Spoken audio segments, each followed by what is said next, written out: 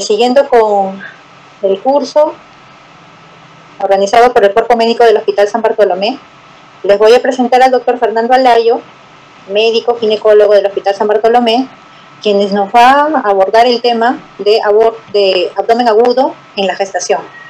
Adelante, doctor, lo escuchamos. Muchas gracias por la invitación al Cuerpo Médico del Hospital San Bartolomé. Bueno, el tema que vamos a tratar a continuación es un tema de abdomen agudo quirúrgico durante el embarazo, pero principalmente enfocado desde el punto de vista no ginecológico, ¿no? Ya que nosotros como ginecólogos y también a través del curso van a tratar los diversos temas como quiste o torsión de quiste, por ejemplo. Tenemos que decir que el diagnóstico temprano en abdomen agudo se traduce en un mejor pronóstico. Esto es siempre como un acápite que debemos tener. Mientras mejor diagnostiquemos un abdomen agudo, ¿no? Y también un abdomen agudo quirúrgico, va a ser mejor para la paciente, y si es gestante, mucho más. Además, también hay un acápite que dice que el mejor cirujano no es el que opera mejor, sino que es el que decide cuándo no operar, ¿no? Y es algunos criterios que vamos a tener acá en cuenta, ¿no? Para ver este enfoque quirúrgico en la paciente con una gestación. Ahora, dentro de las causas de dolor abdominal tenemos que rápidamente ver que tenemos causas no patológicas, ¿no? Las causas no patológicas, que son las más comunes, que se da básicamente en pacientes que no tienen alguna patología de abdomen agudo, ¿no? Y es algo que es algo común y es algo no patológico, ¿no? Se da, por ejemplo, el dolor del ligamento redondo, que se da en 1 de 3 pacientes aproximadamente embarazadas, y es un dolor en el cuadrante inferior del abdomen, que puede ser también en el lado derecho. Algunas tienden a confundir esto o pensar que que puede tener un origen quirúrgico, pero para eso el médico tiene que tener en claro todas las patologías para poder discriminar. Y también, bueno, están las contracciones de Braxton Hicks. Estas generalmente no tendrían que pasar a mayores, pero sí la falta de alivio del dolor con medidas convencionales, ¿no? Debe plantear al ginecólogo reevaluar el diagnóstico. Ahora, el abdomen agudo, porque hay que definir algunos términos. El abdomen agudo tenemos como abdomen agudo médico o abdomen agudo quirúrgico. El médico es un dolor tipo abdominal, ¿no? Que tiene origen médico, y el quirúrgico es un dolor abdominal, ¿no? Que tiene características en las cuales nosotros vamos a tener que solucionar la etiología, ¿no? Por vía quirúrgica, ¿no? Tenemos dentro de estas clasificaciones tenemos, por ejemplo, que podría ser infeccioso, ¿no? Aquí está clasificado el apéndice, ¿no? Los divertículos, ¿no? También tenemos de características inflamatorias, ¿no? Además hemorrágico. Aquí tenemos, por ejemplo, el embarazo ectópico, ¿no? Tenemos el traumático, también el aneurisma de la aorta, y también el síndrome oclusivo, ¿no? Como por ejemplo puede ser alguna obstrucción intestinal alta, alguna obstrucción intestinal baja, ¿no? Acá tenemos que enfocarnos nos vamos a enfocar en esta exposición principalmente a las causas más comunes de origen no ginecológico. Bueno, aquí como les referí, tenemos un abdomen, cuando es un abdomen agudo quirúrgico, tenemos un abdomen de origen ginecológico y de origen no ginecológico. Hay algunas clasificaciones también que mencionan que son abdomen agudo relacionado con el embarazo y no relacionado con el embarazo. Ya les vamos a mencionar en unos momentos por qué hacen esa clasificación, ¿no? Dentro de las epidemiología, ¿no? Las intervenciones quirúrgicas no obstétricas llegan hasta el 2 a 2.2%, ¿no? Y es muy variable según la patología.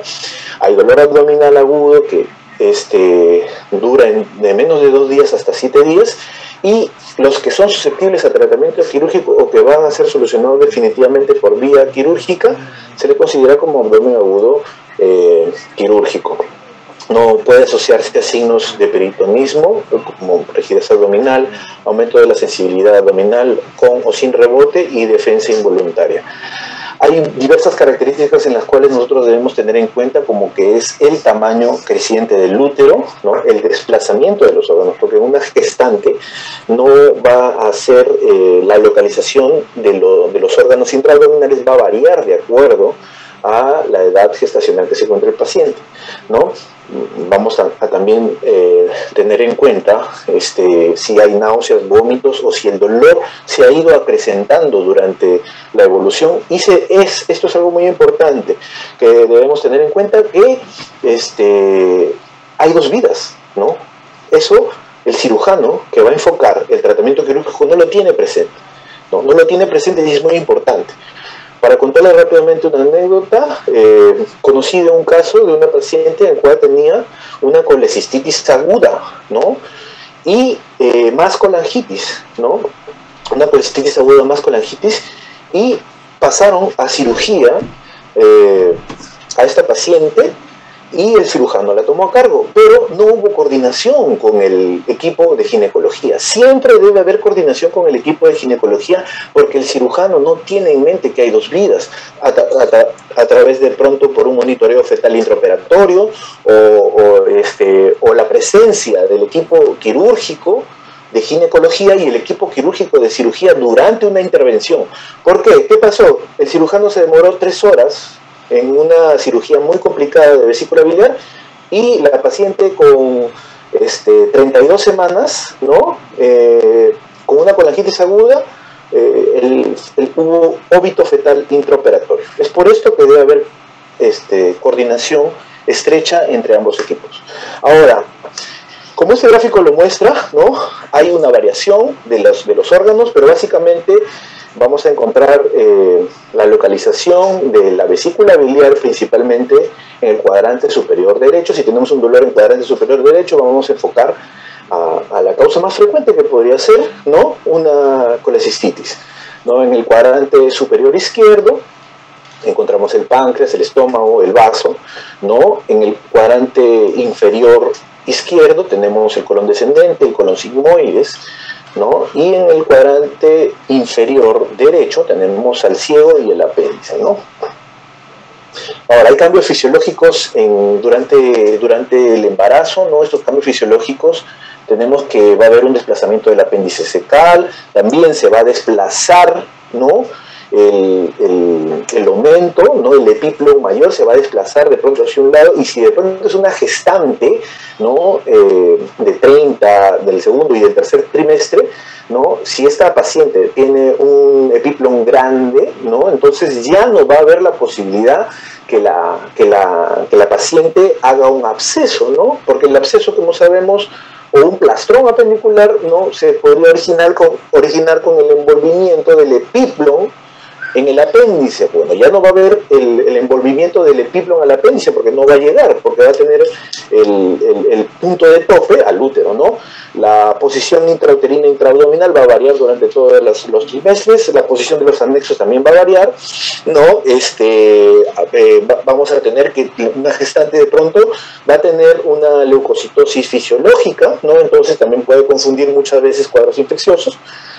La caída del hematocrito de 3 a 4% en la gestante puede hacer sospechar al médico que diagnostique, puede hacer sospechar que hay un abdomen agudo quirúrgico de origen hemorrágico. También van a variar amilasas y lipasas, y también va a confundir a algunos médicos, ¿no?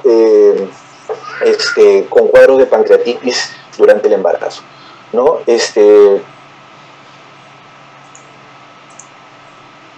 Ahora, tenemos, como les había referido, la etiología de origen obstétrico, gineco-obstétrico, y de origen de otro origen, ¿no? Tenemos que de origen gineco-obstétrico, y generalmente antes de las 20 semanas vamos a tener enfermedades que causan abdomen agudo, en este caso abdomen agudo quirúrgico. Ojo, siempre hay que ponerle nombre y apellido a los diagnósticos, porque si nosotros vamos a poner síndrome de dolorosa abdominal, es un nombre muy amplio. Si acortamos abdomen agudo, ¿no? Estamos acortando también un diagnóstico muy amplio, vamos a tratar de enfocarlo a si es quirúrgico o no quirúrgico, ¿no?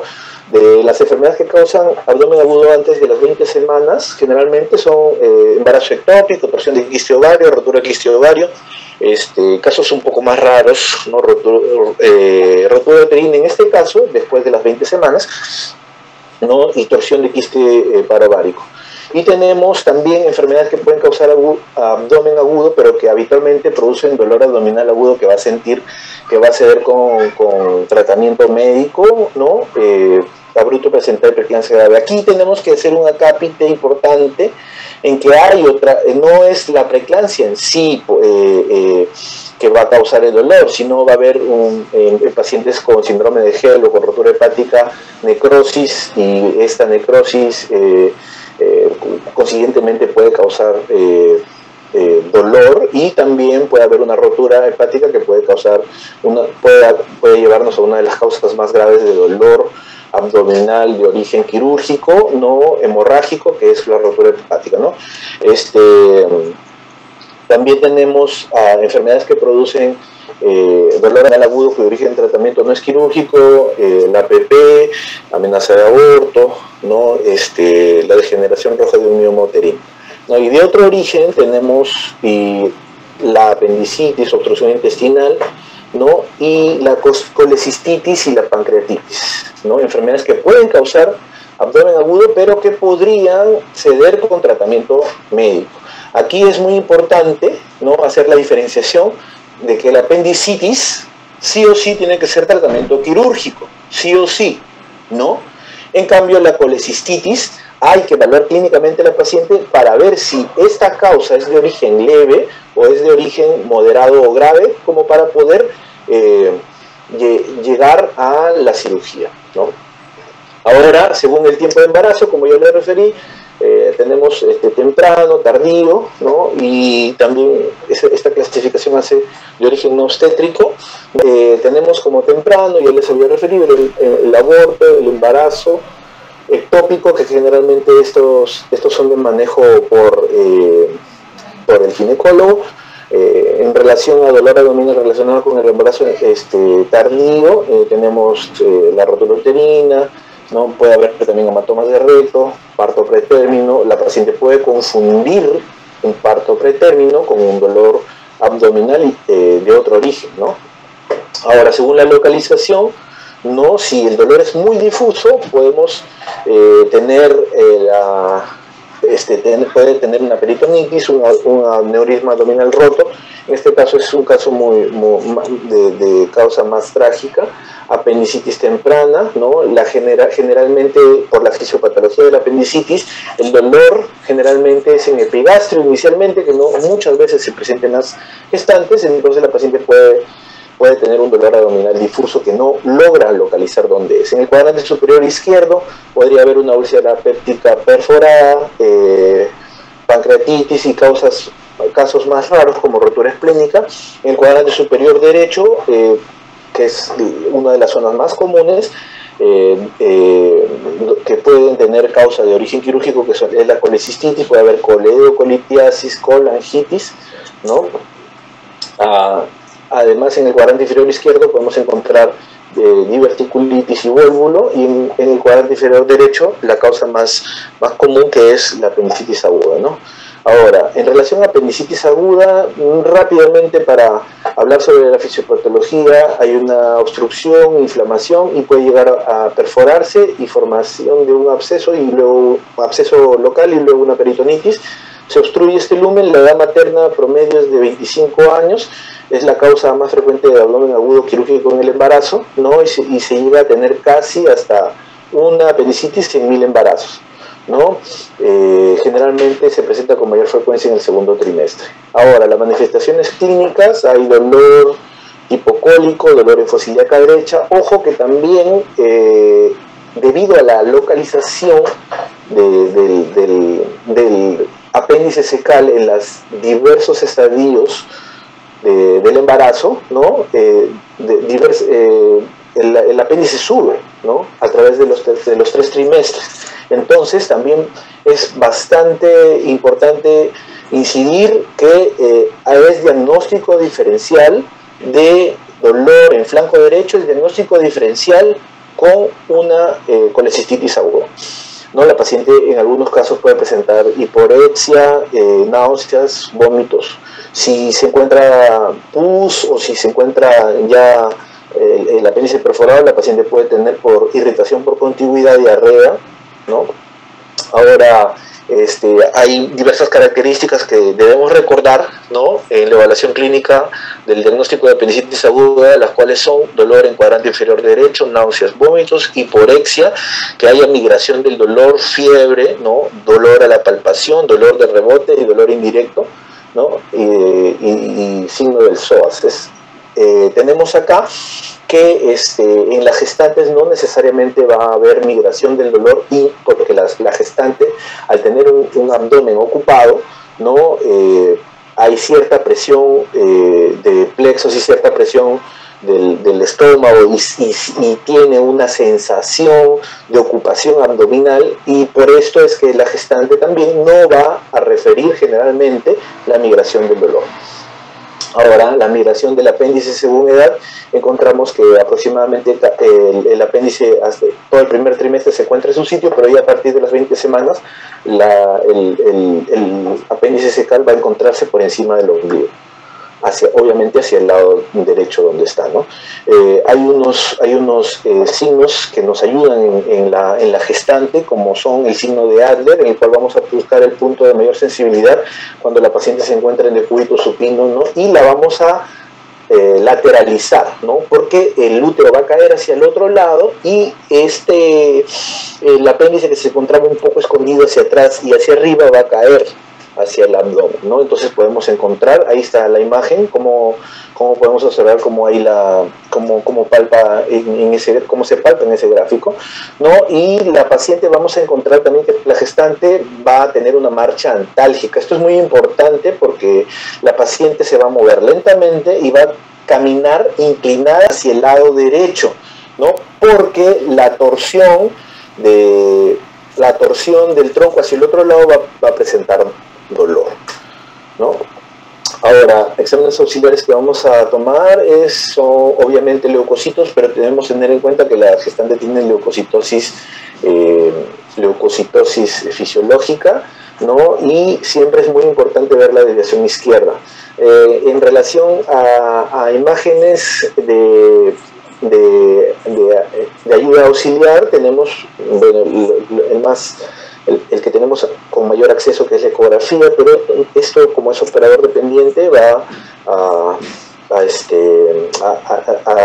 a necesitar de un ecografista bastante experimentado para poder encontrarlo, ¿no? También tenemos que hay sensibilidad de un 90 a 100% con una TAC y una especificidad casi del 91-99% con la TAC, ¿no? O con la resonancia magnética, pero muchos de los hospitales en provincia, muchos de los hospitales en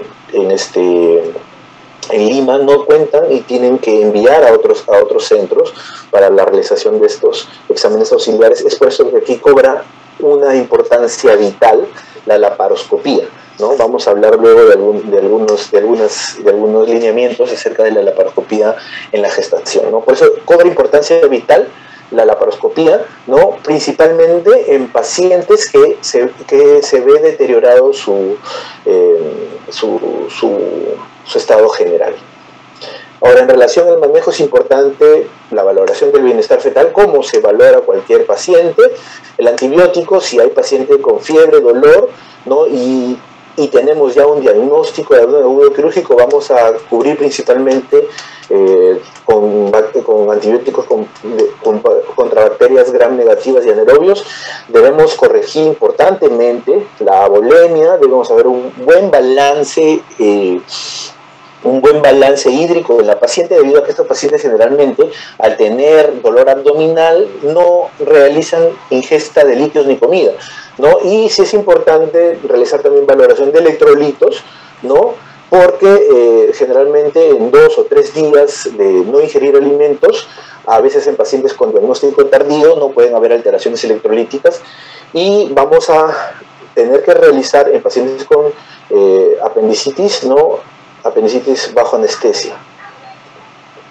Ahora, dentro de complicaciones tenemos el absceso en pacientes cuya demora más del diagnóstico es de más de 2 días, ¿no? Podemos encontrar abscesos, podemos encontrar rinitis, puede haber sepsis, ¿no? Puede haber peritonitis por contigüidad, ¿no? Al haber una inflamación de un órgano intraabdominal, ¿no? Va a haber una inflamación del apéndice y por contigüidad y cercanía al útero, y más aún si hay un apéndice perforado, ¿no?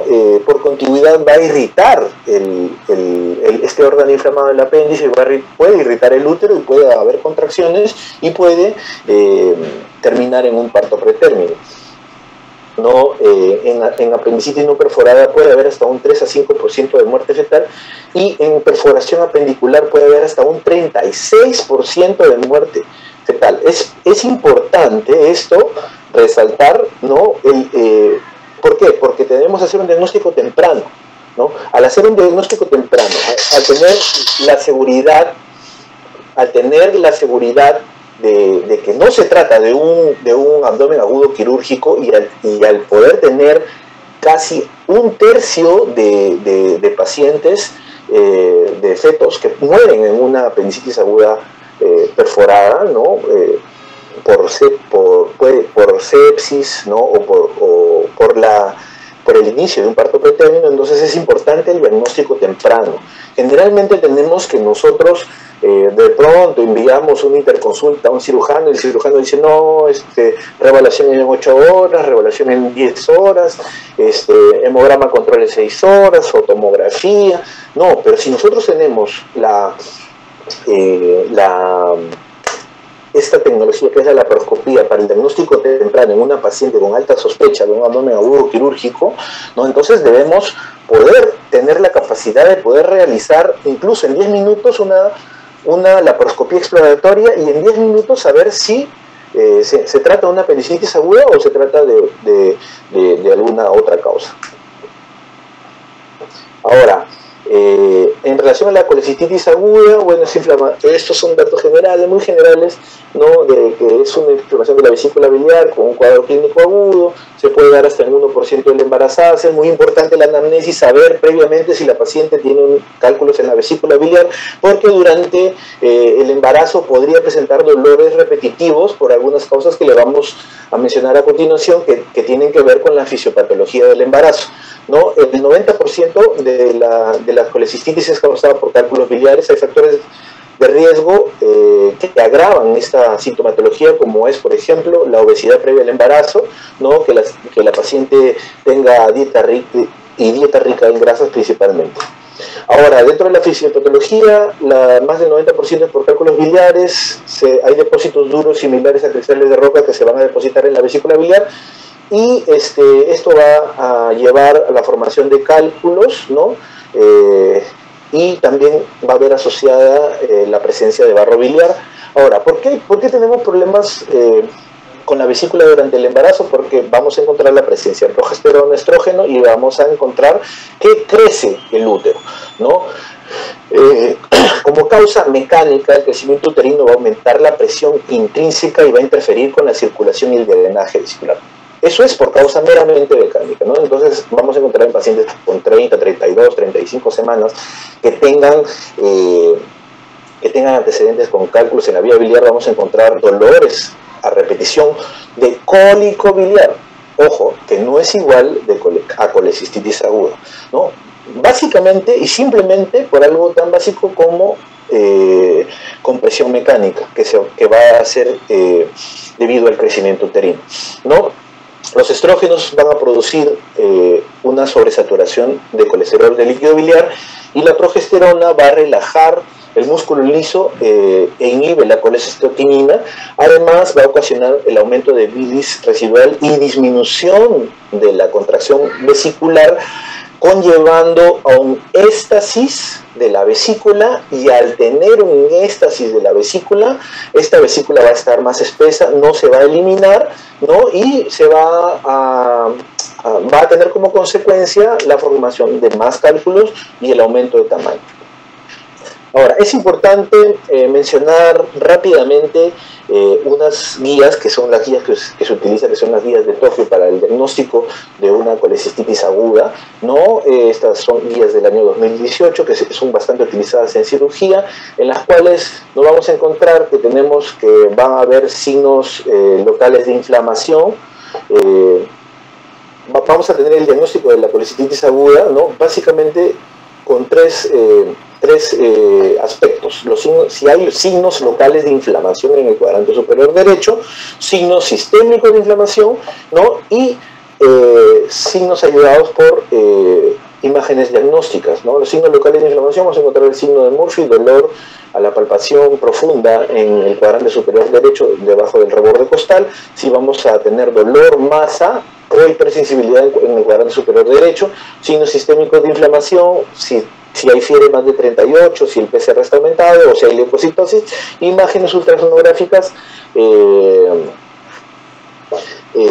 si hay hallazgos como por ejemplo edema, ¿no? O edema de la perivesicular, ¿no? Una sospecha diagnóstica vamos a tener que tenemos un ítem A, un ítem B, un ítem C, y un diagnóstico definitivo vamos a tenerlo, tenemos un ítem de A, B y C. Ahora, criterios de severidad, tenemos que es importante enfocarnos aquí. ¿Por qué? Porque de acuerdo a los criterios de severidad, ¿no? Vamos a definir el diagnóstico de una colecistitis aguda, severa o moderada, y vamos a evaluar el manejo. A todas las pacientes que tienen colecistitis aguda durante el embarazo, las tengo que operar, no necesariamente.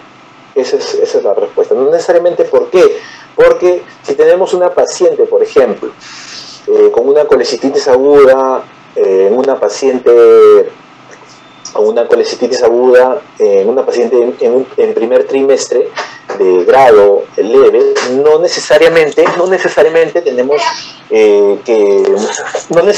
tenemos que operarla, ¿no? En cambio, si tenemos una paciente que tiene criterios de severidad de grado 3 en el segundo trimestre del embarazo, ¿no? Con grados de severidad, con disfunción cardiovascular, ¿no? Que nos indica que haya sepsis, ahí sí debe participar el equipo quirúrgico conjuntamente con el ginecológico. Tenemos que los criterios de severidad, ¿no? Por ejemplo, son que haya hipotensión, que haya alteración de estado de conciencia, ¿no? Que haya disfunción respiratoria, disfunción renal, disfunción hepática, ¿no? Y disfunción hematológica, que haya una depletación de las plaquetas en menos de 100.000. Los criterios de severidad para tener grado moderado, ¿no? Tenemos a leucocitosis, ¿no?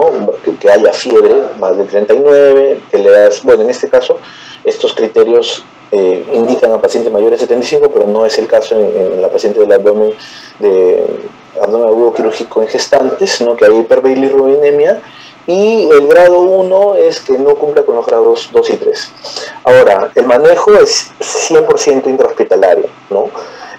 Se va a suspender la vía oral, ¿no? Porque esto aumenta el dolor, ¿no? Y además vamos a tener una paciente con náuseas, vómitos, y se tiene que evaluar la colocación de zona nasogástrica, porque esto aumenta el éstasis de la vía digestiva, entonces puede tener náuseas, vómitos a repetición, ¿no? Como ya le referí, el tratamiento similar al de la apendicitis, ¿no? La reposición de líquidos electrolitos, ¿no? Según los requerimientos, administración de analgésicos y evaluar la utilización de antibióticos, ¿no? Y la presencia de cirugía. ¿Qué hacemos? ¿Cirugía abierta o cirugía laparoscópica? Bueno, debido a la aparición de la cirugía laparoscópica desde hace 30 años, ¿no? El cual la curva de aprendizaje durante 30 años, más de 30 años de iniciada la laparoscopía, ¿no? Ha llegado a niveles en los cuales la cirugía laparoscópica ha superado a la cirugía abierta. Uno, porque hay varias características, ¿no?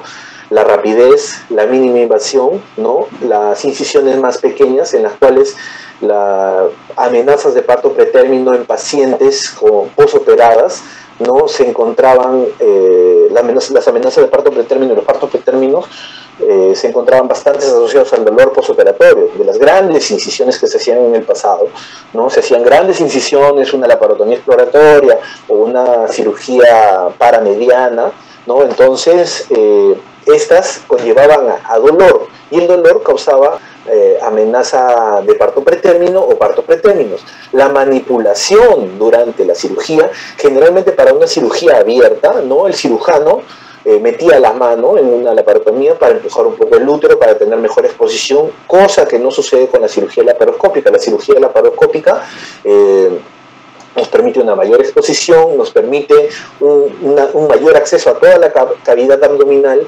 durante un lavado de una peritonitis, por ejemplo, ¿no? Tenemos mayor acceso a todos los cuadrantes y podemos fácilmente lavar y aspirar contenido que puede ser pus, ¿no? En estos casos, ¿no? Esto conlleva una menor manipulación del útero y por ende unas menores tasas de partos pretérmino y de amenazas de parto pretérmino y de una menor manipulación del útero. Ahora, para demostrarles rápidamente unas guías que son las guías de la Sociedad Americana Gastrointestinal y de Cirujano Laparoscópico, que es denominada las AGES por sus siglas, tenemos como algunas recomendaciones que brinda esta guía, ¿no? Que el tratamiento laparoscópico del abdomen, de la enfermedad por abdomen agudo, ¿no? Ofrece similares beneficios a la embarazada y a las no embarazadas. Vale decir, menos dolor postoperatorio, menos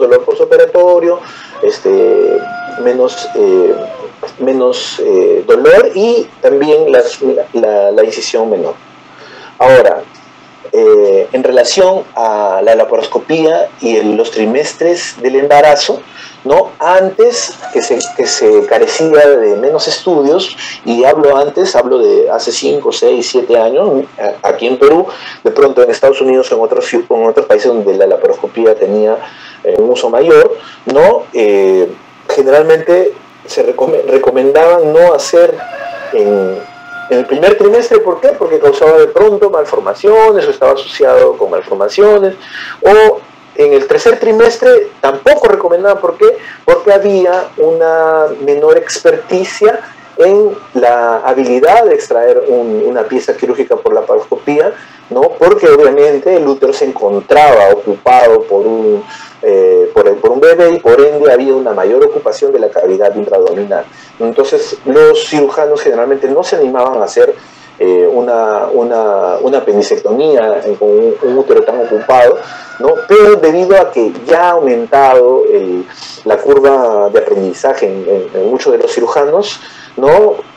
Es por eso que los últimos estudios nos refieren que la laparoscopía puede ser usada con seguridad en cualquier trimestre del embarazo, ¿no? Cuando hay un diagnóstico probable, ¿no? Y un diagnóstico y cuando haya también un diagnóstico seguro de una indicación quirúrgica. Ahora, en pacientes embarazadas, ¿no?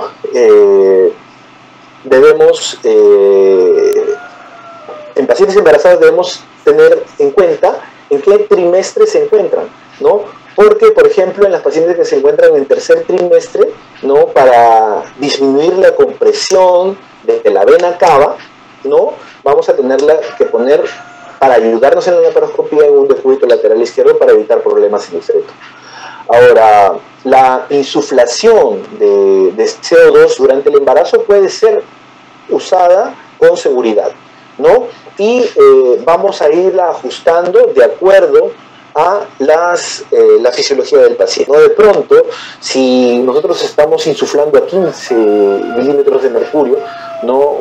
Con el CO2, y encontramos que la paciente está tensamente y el abdomen está más tenso, obviamente por la ocupación del útero, ¿no? O de repente hay alteraciones en la fisiología respiratoria que nos indicará el anestesiólogo, podemos reducirle la podemos reducirle a 12, por ejemplo, o a 11, podemos ir bajando la insuflación de CO2. Ahora, en la enfermedad por colecistitis aguda, ¿no? Una colecistectomía laparoscópica es el tratamiento de elección en las pacientes embarazadas. Ya lo menciona las AGES, ¿no? Pero esto tiene un nivel de recomendación débil. Ahora también la apendicectomía laparoscópica es el tratamiento de lesión en pacientes gestantes con apendicitis aguda.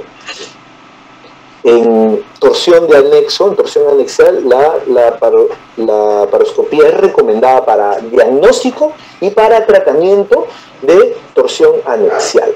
Aquí es muy importante detenernos para observar que también mencionan en estas guías como diagnóstico.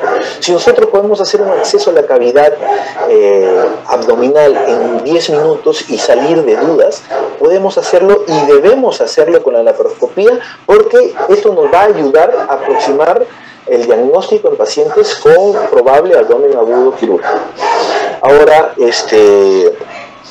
en la laparoscopía, en relación a las masas anexiales, la laparoscopía es segura y efectiva en el tratamiento de enfermedades, ¿no? Con masas quísticas en ovario, sintomática, ¿no? Y es importante también observar la laparoscopía diagnóstica y haberle hecho previamente marcadores tumorales a la paciente, ¿no? Y haberle hecho una ecografía para tratar de evaluar si se trata de lesiones malignas y evaluar si son malignas o no. Rápidamente, en los últimos minutos que nos quedan, hablar que también el trauma en la gestante es causa del abdomen quirúrgico en gestante, ¿no? Es la causa obstétrica más común de morbimortalidad en el embarazo complicado, llega hasta un 6 a 7%.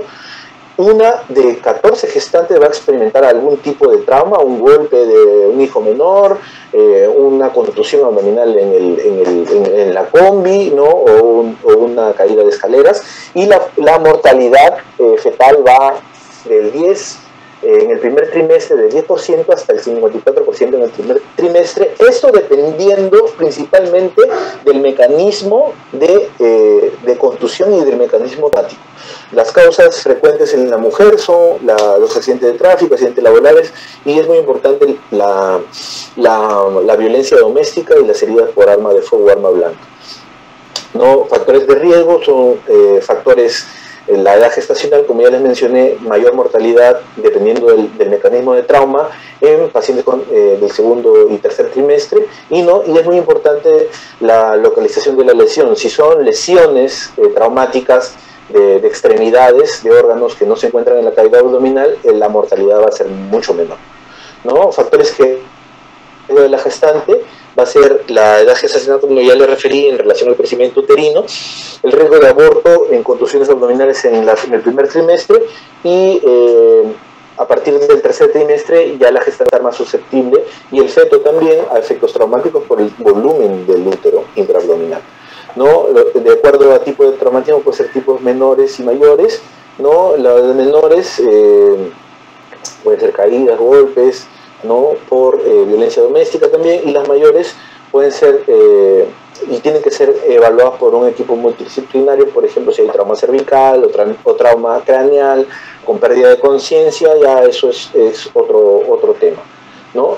Es importante ver la localización del tipo de lesión, ¿no? Porque en contusiones de lesión intraabdominal puede haber, en trauma abdominal en las gestantes puede haber estallido del vaso, ¿no? Y puede haber además lesiones renales o laceraciones hepáticas. Es muy importante enfocarnos en las lesiones intraabdominales, porque uno es el tema de la exposición, y dos, porque debemos de buscar indirectamente este tipo de lesiones, por ejemplo una lesión renal a través de un examen de orina, en el cual vamos a encontrar, después de una contusión abdominal, ¿no? Vamos a encontrar hematuria en la orina, ¿no? De lesiones uterinas también, como ya le referí, más común es en el tercer trimestre, y el útero es más sensible a rotura y hemorragia masiva, ¿no?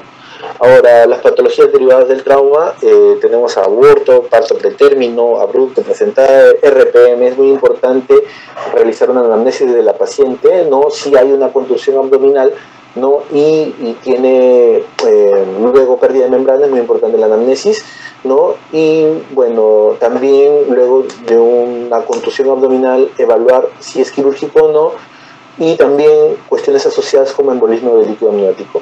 No, bueno, esto básicamente es una evaluación general del manejo, ¿no? Del estado de conciencia que tiene que ver con el manejo general de la paciente, ¿no? Saber si hay asistencia diferida, ¿no? Y luego, porque generalmente la paciente se va a encontrar extrahospitalariamente, ¿no? Y va a haber la intervención de grupos como el SAM u otros grupos, a los bomberos, ¿no? Que van a traer a la paciente, ¿no? Y luego asistencia especializada ya en la evaluación intrahospitalaria, en el cual nosotros vamos a ver si hay necesidad de una cirugía, ¿no? Muchas gracias.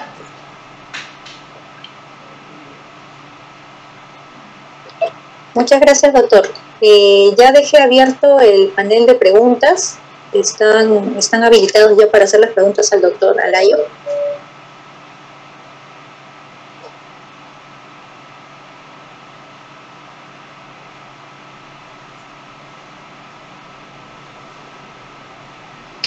Doctor Alayo, mientras está redactando las preguntas, yo quisiera consultarle.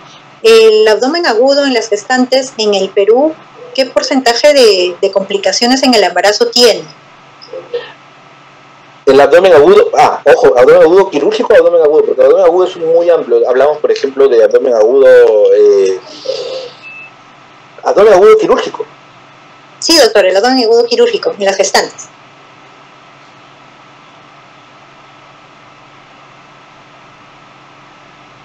El porcentaje de complicaciones es más que en otros países y dependiendo la localización geográfica, ¿no?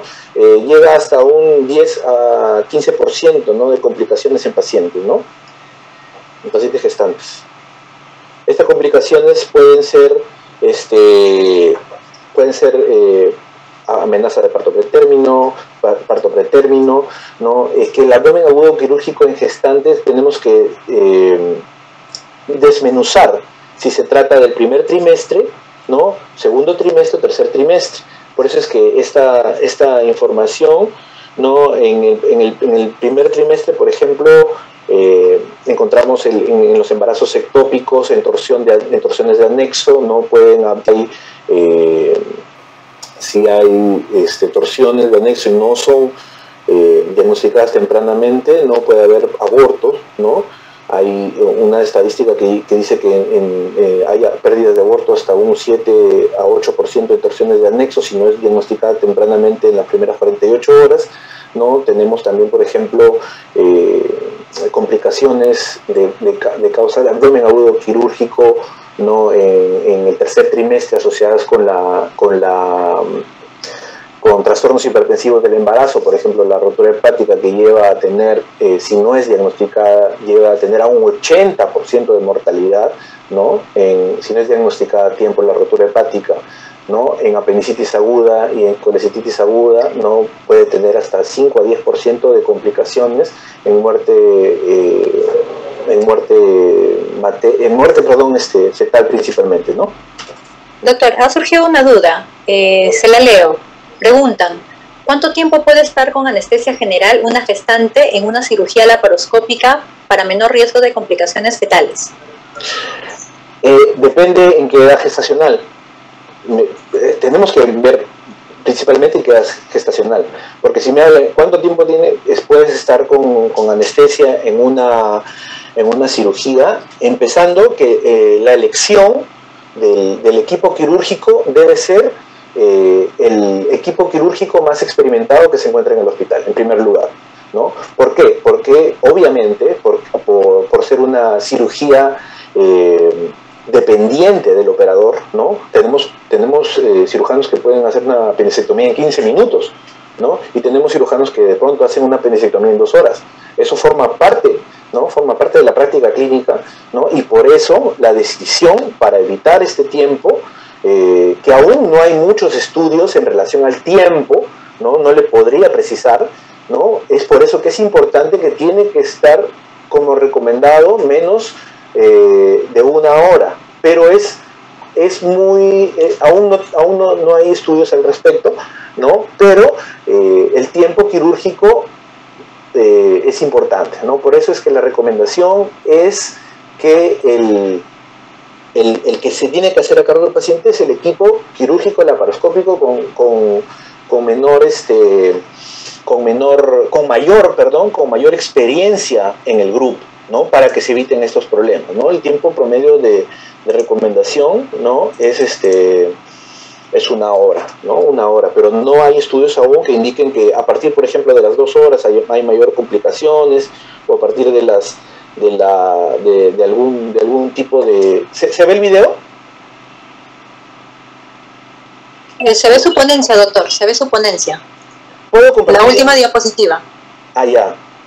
¿Puedo compartir rápidamente? ¿No? Va a tomar un minuto. Sí, sí, doctor, compártalo, por favor.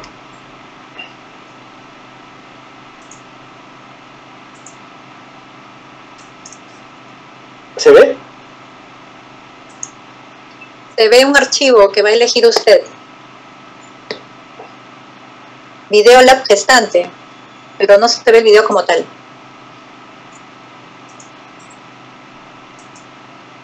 Ahora. No, doctor. ¿Cuánto tiempo dura? Ya, doctor, ya. Sí.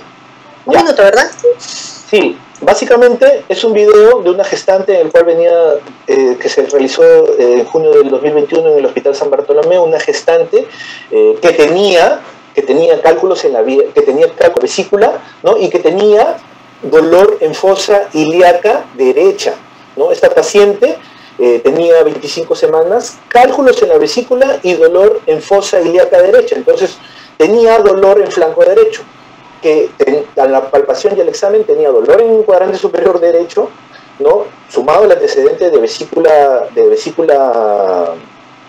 cálculos en la vesícula, y tenía también dolor en fosa ilíaca derecha. Entonces nos hacía sospechar en una apendicitis y nos hacía sospechar en una colecistitis, ¿no? La paciente estaba en museo del Hospital San Bartolomé, ¿no? Se encontraba y estaba deteriorándose, su estado general se estaba deteriorando, había aumento de leucocitos a pesar que estaba con antibiótico-terapia, ¿no? Y nos llaman para evaluar a la paciente, y ante la sospecha, ¿no? Decidimos entrar por una cirugía para descartar que sea una apendicitis y para descartar que sea una colecistitis. Entonces, como podrán observar, entramos, abrimos por el trocar T1 con una técnica abierta, encontramos el apéndice totalmente normal, ¿no? Y luego, posteriormente, observamos la vesícula. La paciente tenía cálculos en la vesícula. Entonces, observamos la vesícula que estaba totalmente normal, y en aproximadamente 17 minutos ya estábamos afuera habiendo revisado la vesícula, ¿no? Y el apéndice. Luego de 17 minutos ya sabíamos que no era vesícula, no era apéndice, y podíamos manejarla con antibiótico-terapia. Le aumentaron la antibiótico-terapia, y a los 3 días salieron que la causa de la sepsis había sido por un cultivo positivo, ¿no? De orina, a pesar que el examen de orina estaba no patológico, ¿no? Con antibiótico-terapia mejoró la paciente, ¿no? Y tuvimos ya la seguridad de que no era algo quirúrgico, ¿no? Lo importante acá es decidir tempranamente, ¿no? Y tener un diagnóstico lo más pronto posible. Muchas gracias, doctor. Gracias por la ponencia y gracias por el video que nos ha compartido.